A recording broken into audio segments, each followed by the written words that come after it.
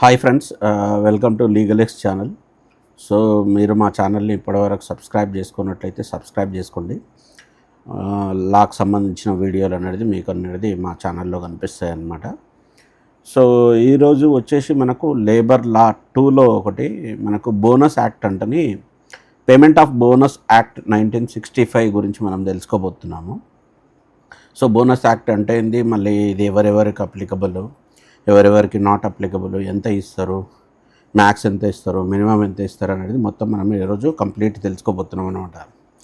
So bonus అంటే మీకు చిన్నప్పటి నుంచి ఐడియా ఉంటుంది. ఓకే, సో కంపెనీలు ఏంటంటే మేము చిన్న ఉన్నప్పుడు మా ఫాదర్ ఇట మాకు ఈ పండుగకు బోనస్ ఇచ్చిర్రు ఓకే అంటని చెప్పేటోళ్ళు అనమాట. సో బోనస్ అంటే ఏంటంటే మనము రెగ్యులర్గా కంపెనీలో చేసినప్పుడు మనకు అమౌంట్ శాలరీ ఇచ్చేది కాకుండా మనకేంటంటే అడిషనల్ అమౌంట్ ఇస్తారనమాట.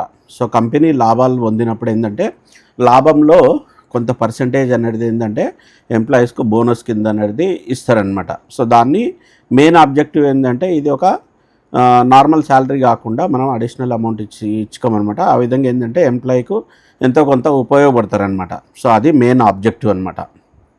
సో జనరల్గా ఏంటంటే ఇది చాలా కంపెనీలు ఏంటంటే మనకు దసరా బోనస్, దీపావళి బోనస్ అన్నట్లు మెయిన్ ఫెస్టివల్కి ఇస్తారనమాట. ఎందుకంటే ఫెస్టివల్లో వాళ్ళు పిల్లలకు కానీ వాళ్ళ ఏమన్నా కొనుక్కుంటారు, కొత్త బట్టలు కొనుక్కుంటారు అట్లా అన్నట్లు మనకు ఇస్తుంటారు అనమాట ఇది.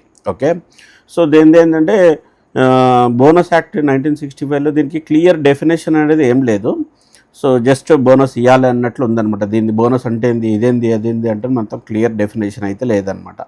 ఓకే, సో ఇదేంటంటే అన్ని కంపెనీలకు అనేది ఇది వర్తిస్తుంది అనమాట. కంపల్సరీగా ఎవరైతే కంపెనీస్ ఉన్నాయో దాంట్లో ఎంప్లాయీస్కి అనేది బోనస్ ఇవ్వాలంటే ఓన్లీ సర్టన్ ఎక్సెప్షన్స్ ఉంటాయి. కాకపోతే ఏంటంటే చాలా మటుకు కంపెనీలో బోనస్ యాక్ట్ అనేది వర్తిస్తుంది అనమాట. ఓకే, సో ఏదైతే కంపెనీలో 20 లేదా అంతకన్నా ఎక్కువ మంది ఉంటారు కదా వాళ్ళకైతే ఆ కంపెనీలకైతే కంపల్సరీగా బోనస్ అనేది ఇవ్వాలన్నమాట. సో 20 మెంబర్స్ కన్నా ఎక్కువ ఉన్న కంపెనీలు అనేది కంపల్సరీ ఇవ్వాలన్నమాట. Okay, so in case suppose ఒక కంపెనీలో 20 మంది ఉన్నారు. ఓకే, సో తర్వాత ఏంటంటే ఆ కంపెనీలో 10 మందిని తీసేసి ఓన్లీ 10 మందే ఉండరు. సో ఇంతకుముందు బోనస్ యాక్ట్ అనేది వాళ్ళకి వర్తించేది. కాకపోతే ఇప్పుడు ఏంటంటే ఆ కంపెనీ స్ట్రెంత్ అనేది 20 నుంచి 10కి పడిపోయింది అనమాట. అయినా కూడా ఒక్కసారి బోనస్ యాక్ట్లో వాళ్ళకు వర్తించినట్లయితే కంపల్సరీగా ఆ 10 మందికి అనేది బోనస్ అనేది ఇవ్వాలన్నమాట as per government. Okay, in case వాళ్ళకు ఇవ్వద్దు అనుకుంటే అదేంటంటే గవర్నమెంట్ నుంచి మనకు నోటిఫికేషన్ అనేది, గెజెట్ నోటిఫికేషన్ అనేది ఇవ్వాలన్నమాట. ఎందుకంటే సరే ఈ కంపెనీ బోనస్ యాక్ట్కు ఎలిజిబుల్ కాదు అంటే గవర్నమెంట్ డిక్లేర్ చేయాలి. అదర్వైజ్ రైట్ ఒక్కసారి బోనస్ యాక్ట్లోకి వచ్చిన తర్వాత కంపల్సరీ ఎంప్లాయీస్ తక్కువైనా ఎవరైనా కంపల్సరీ ఇవ్వాల్సిందే. సో ఇదే అనమాట మనకు. ఓకే, కాకపోతే ఏంటంటే దీంట్లో ఈవెన్ కంపెనీ రెడ్యూస్ అయిన మినిమం 10 మెంబర్స్ అయితే ఉండాలన్నమాట. సో జనరల్గా ఏంది 20 మెంబర్స్ ఉండాలి. ఒకసారి బోనస్ యాక్ట్లోకి వచ్చి రెడ్యూస్ అయిన మినిమం 10 మెంబర్స్ అయితే ఉంటే మాత్రం కంపల్సరీగా మనకు బోనస్ అనేది బోనస్ యాక్ట్లోకి అనేది వస్తుంది అనమాట. సో అన్ని కంపెనీలు అన్నాం కదా, మరి ఎక్సెప్షన్స్ కొన్ని కంపెనీలకు మాత్రం లేదనమాట. అదేంటంటే ఫస్ట్ ఇన్సూరెన్స్ కంపెనీస్ ఉంటాయి. ఇన్సూరెన్స్ కంపెనీస్ ఏంటంటే మనం జనరల్గా ఎల్ఐసి అవన్నీ ఉన్నాయి కదా, దానికి ఏంటంటే బోనస్ యాక్ట్ కిందకి రావన్నమాట ఇది. ఇంకోటి రెడ్ క్రాస్ అంటే మనం చారిటీ ఏదో సేవా భావంతో ఉంటాయి కదా, ఆ కంపెనీలు కూడా మనకు బోనస్ యాక్ట్ కిందకి రావన్నమాట. అట్లనే మనకు గవర్నమెంట్ ఎంప్లాయీస్ ఉంటారు, స్టేట్ మరియు సెంట్రల్ గవర్నమెంట్ ఎంప్లాయీస్ ఉంటారు కదా, వాళ్ళు ఇట బోనస్ యాక్ట్ కిందకి రారనమాట. ఓకే, ఇంకోటి ఏంటంటే మామూలుగా సీమెన్స్ అంటారు. సీమెన్స్ అంటే ఫిషర్ మ్యాన్స్ ఉంటారు కదా, జాలరీ వాళ్ళు ఇట మనకు బోనస్ యాక్ట్ కిందకి రారనమాట. ఇంకోటి ఎడ్యుకేషనల్ ఇన్స్టిట్యూట్, యూనివర్సిటీస్ వీళ్ళు కూడా బోనస్ యాక్ట్ కిందకి రారు. అట్లనే ఎన్జిఓస్ కూడా, ఎన్జిఓస్ ఏంటంటే నాన్ ప్రాఫిట్ కాబట్టి వాళ్ళు ఇట బోనస్ కిందకి రారనమాట. అట్లనే బ్యాంకింగ్ సెక్టర్ ఉంది, రిజర్వ్ బ్యాంక్ ఆఫ్ ఇండియా అంటే ఉంది కదా, ఎనీ ఫైనాన్షియల్ ఆర్గనైజేషన్ వాళ్ళు ఇట బోనస్ యాక్ట్ కిందకి రారనమాట.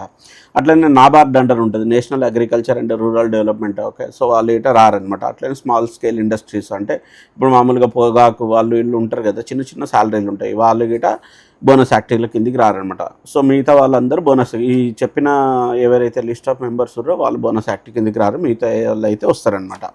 ఓకే, సో మనకు ఇన్ కేసు బోనస్ యాక్ట్లో ఒక ఎంప్లాయీ ఒక కంపెనీని చేర్చాలి చేర్చొద్దు అనేది ఏంటంటే గవర్నమెంట్ అథారిటీ ఉంటుంది అనమాట. గవర్నమెంట్ ఏంటంటే అది కంపెనీని బోనస్ యాక్ట్లోకి ఉంచాలనా లేదా అనేది గవర్నమెంట్ అనేది డిసైడ్ చేస్తుంది అనమాట. వాళ్ళకైతే అథారిటీ ఉంటుంది అనమాట. ఓకే. సో మనకు బోనస్ ఎంత ఇవ్వాలనేది ఎట్లా డిసైడ్ చేస్తామంటే ఏంటంటే మనకు అకౌంటింగ్ ఇయర్ అనమాట. ఓ పర్టికులర్ ఇయర్లో మనకు ఎంతైతే ప్రాఫిట్ వచ్చిందో, సో వాళ్ళ లాస్ కానీ ఇన్కమ్ ట్యాక్స్ కానీ మొత్తం తీసిన తర్వాత ఎంతైతే ప్రాఫిట్ వచ్చిందో దాంట్లో బట్టి వాళ్ళు బోనస్ అనేది డిసైడ్ చేస్తారనమాట. ఇంత పర్సెంటేజ్ అనేది బోనస్ అనేది డిసైడ్ చేస్తారనమాట. ఓకే.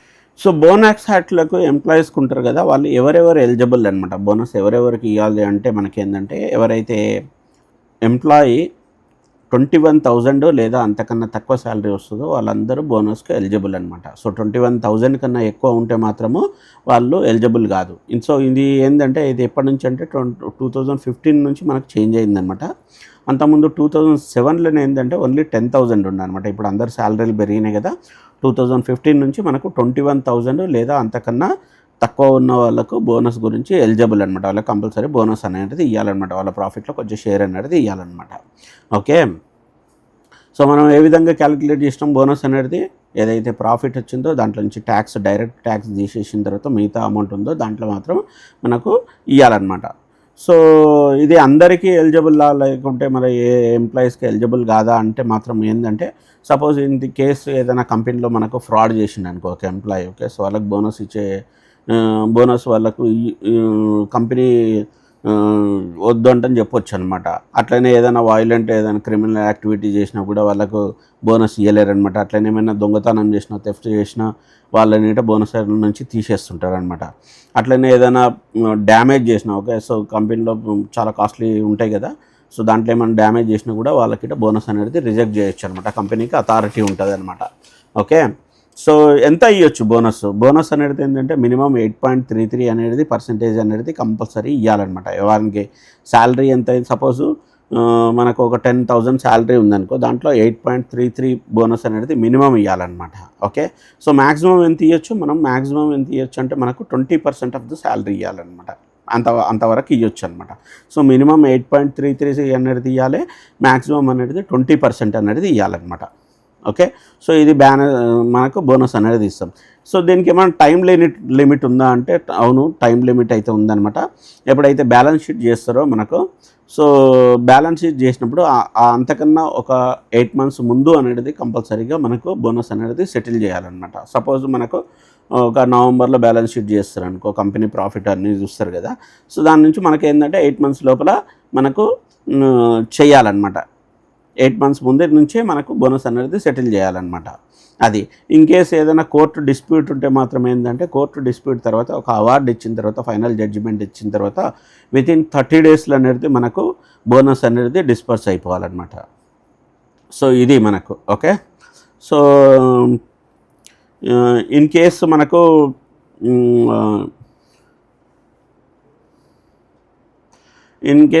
నేను చెప్పినట్లు ఇప్పుడు గవర్నమెంట్లో మనకు ఈ బోనస్ నుంచి తీసేయాలా లేకుంటే కంపెనీని బోనస్ ఇచ్చేదాన్ని తీసేయాలా లేదా ఉంచా అనేది ఏంటంటే మనకు గవర్నమెంట్ మొత్తం అథారిటీ ఉంటుంది అనమాట. సో గవర్నమెంట్ అనేది ఏంటంటే గెజిట్ నోటిఫికేషన్ ఇచ్చేసి ఒక కంపెనీని మనకు బోనస్ యాక్ట్ నుంచి ఉంచాలనా లేదా అనేది గవర్నమెంట్ అనేది డిసైడ్ చేస్తుంది అనమాట. In case company okay, so bonus యాక్ట్లో ఉండేసి కంపెనీ పే చేయకపోతే మాత్రం ఏంటంటే మనకు పెనాల్టీస్ ఉంటాయి, ప్లస్ జైలు శిక్ష కూడా ఉంటుంది అనమాట. సో మ్యాక్స్ 6 months అనేది ఇంప్రెస్మెంట్ ఉంటుంది. అట్లనే ప్లస్ ఫైన్ కూడా 1,000 rupees ఫైన్ అనేది ఇటే ఇస్తారనమాట. అట్లనే ఏంటంటే మనకు పెనాల్టీస్ ఇటు ఉంటాయి అనమాట. అందుకోసం ఏంటంటే బోనస్ యాక్ట్ అనేది స్ట్రిక్ట్ అనమాట. ఎవరైతే ఎలిజిబుల్ ఉండరో వాళ్ళకి కంపల్సరీగా మనకు కంపెనీ అయితే బోనస్ అయితే ఇవ్వాలి. ఇది ఫ్రెండ్స్ బోనస్ యాక్ట్ గురించి. So bonus act quick revision చేసేది అందరూ ఎలిజిబుల్ అనమాట. ఓన్లీ కొందరు ఎంప్లాయీస్ ఎలిజిబుల్ కాదు. ఏదేంటంటే సెంట్రల్ అండ్ స్టేట్ ఎంప్లాయీస్, అట్లనే చారిటీ వాళ్ళు, ఇన్సూరెన్స్ వాళ్ళు, స్మాల్ స్కేల్ ఇండస్ట్రీ వాళ్ళు, ఇంకోటి ఏంటంటే మనకు ఫిషర్మ్యాన్స్, వీళ్ళందరూ ఏంటంటే మనకు ఎడ్యుకేషనల్ ఇన్స్టిట్యూట్, వీళ్ళందరూ నాట్ ఎలిజిబుల్ అనమాట. సో గవర్నమెంట్కి అనేది అథారిటీ ఉంటుంది. ఒక కంపెనీ బోనస్ యాక్ట్ కింద ఉంచాలన్నా లేదా అనేది గవర్నమెంట్ డిసైడ్ చేస్తుంది అనమాట. సో ఎప్పుడు ఇవ్వాలంటే మనకు ఫైనాన్షియల్ అకౌంట్ ఇయర్ ఉంది కదా, దానికి 8 months ముందు నుంచే మనకు 8 months లోపల ముందు నుంచే మనకు ఇవ్వాలన్నమాట. ఇన్ కేసు ఏదన్నా కోర్టు కేసులో ఏదైనా ఉంటే మాత్రం కోర్టు జడ్జిమెంట్ వచ్చిన తర్వాత 30 days అనేది ఇవ్వాలన్నమాట. ఇది మనకు. సో ఎవరు ఎలిజిబుల్ అంటే ఎవరికైతే 21,000 లేదా అంతకన్నా తక్కువ ఉంటారో వాళ్ళందరూ ఎలిజిబుల్ అనమాట మనకు. సో ఇంకా పెనాల్టీస్ కొంచెం అంటే ఏంటంటే ఇన్ కేస్ ఏదైనా కంపెనీ మనకు బోనస్ ఇవ్వకుండా చేసిందనుకో వాళ్ళకి 6 మంత్స్ అనేది మ్యాక్స్ 6 మంత్స్ అనేది ఇంప్రెస్మెంట్ ఉంటుంది, అట్లనే 1000 ఫైన్ ఉంటుంది, అట్లనే ఏంటంటే కొంచెం పెనాల్టీస్ ఇటే వేయచ్చు అనమాట. ఓకే, సో మినిమం ఎంత ఇవ్వాలి మనకు బోనస్ యాక్ట్లో అంటే మనకు 8.33% of the drawn salary. Okay, so వాళ్ళ శాలరీలో 8.33 బేసిక్ శాలరీ ఉంటుంది కదా, దాంట్లో అయితే కంపల్సరీ బేసిక్ ప్లస్ డిఏలో 8.33% అయితే కంపల్సరీ ఇవ్వాలన్నమాట. అట్లనే 100 రూపాయలు లేదా 8.33 అన్నా లేకుంటే మినిమం 100 రూపాయలన్నా ఏదే హయ్యెస్ట్ ఉంటే అది ఇవ్వాలన్నమాట. అట్లనే మ్యాక్సిమం ఎంతవరకు ఇవ్వచ్చు అంటే 20% వరకు వాళ్ళ శాలరీలో 20% వరకు ఇవ్వచ్చు అనమాట. సో ఇది ఫ్రెండ్స్ బోనస్ యాక్ట్ గురించి. సో బోనస్ యాక్ట్ తెలిసింది కదా. బోనస్ యాక్ట్ అంటే సింపుల్గా ఏంటంటే అడిషనల్ అమౌంట్ అనమాట. కంపెనీలో వచ్చే ప్రాఫిట్లో కొంత భాగం అనేది ఎంప్లాయీ చేయాలన్నమాట. ఎందుకంటే వాళ్ళు 21,000 లోపల వాళ్ళంటే చిన్నవాళ్ళు కాబట్టి వాళ్ళకి ఎంతో కొంత ఆర్థికంగా ఉపయోగపడుతుంది. సో జనరల్గా ఏంటంటే అన్ని కంపెనీలు ఫెస్టివల్స్కి ఇస్తారనమాట. ఇది బోనస్ యాక్ట్ గురించి. సో ఇది చాలా ఇంపార్టెంట్ క్వశ్చన్, మనకు సింపుల్గా వస్తుంది అనమాట. సో మీరు ఇది చూసుకోవచ్చు. Thank you friends, thank you so much, bye.